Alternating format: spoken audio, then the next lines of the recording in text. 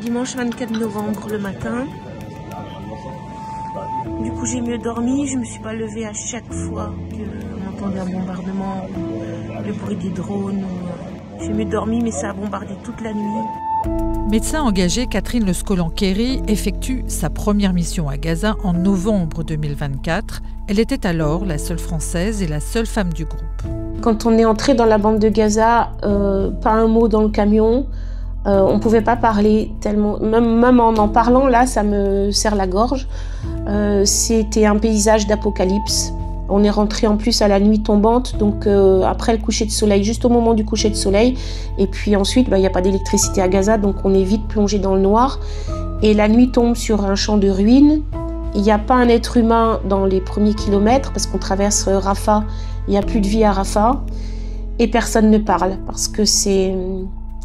Voilà, il n'y a pas de mots pour décrire, c'est apocalyptique. Pendant plusieurs semaines, elle travaille à l'hôpital Nasser à Khan Younes. On manquait de tout, mais on arrivait à s'adapter quand même. On arrivait à soigner les gens, pas correctement bien sûr, mais... Et toutes les nuits, il y avait des bombardements. Toutes les nuits, il y avait des arrivées de morts à l'hôpital et de blessés dans les unités de soins intensifs. Donc il n'y avait pas de répit, quoi.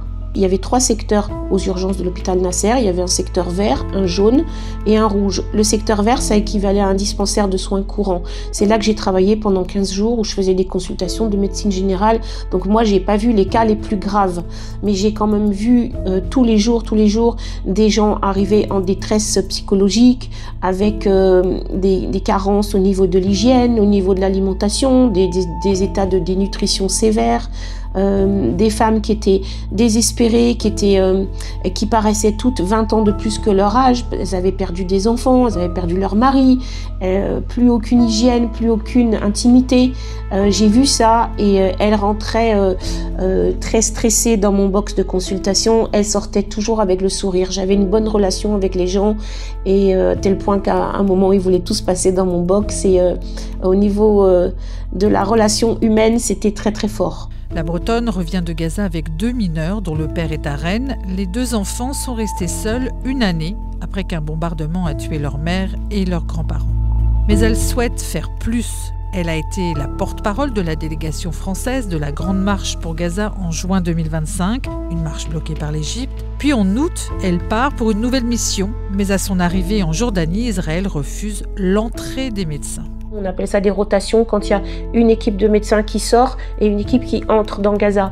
Donc la rotation du 21 août, les médecins humanitaires ont eu le droit de sortir par le COGAT. Ils ont été autorisés à sortir et nous, on a été bloqués pour entrer. Et pourquoi? Ils ne donnent jamais de raison.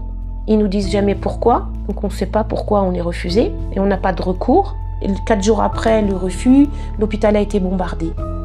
Donc en fait, la raison, on l'avait, c'est que Israël ne souhaite pas de dommages collatéraux en tuant des médecins occidentaux, mais tuer des médecins palestiniens, ça ne les gêne pas du tout.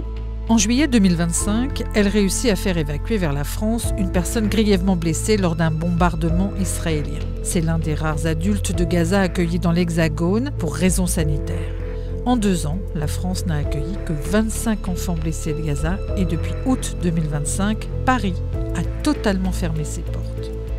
Le président de la République française est inaccessible. On n'a jamais eu de réponse quand on envoie des messages au Quai d'Orsay, par exemple pour la marche en Égypte jusqu'à Gaza, pour la flottille. On n'a jamais de réponse. Moi, j'ai une petite idée quand on voit le flot de commentaires racistes sur tout ce qui se passe à Gaza. C'est bien fait pour eux, c'est tous des terroristes. Même les humanitaires qui vont à Gaza sont des terroristes. Même les gens qui s'embarquent sur la flottille n'ont qu'à rester dans les prisons israéliennes. Voilà, je pense que la réponse, elle est là.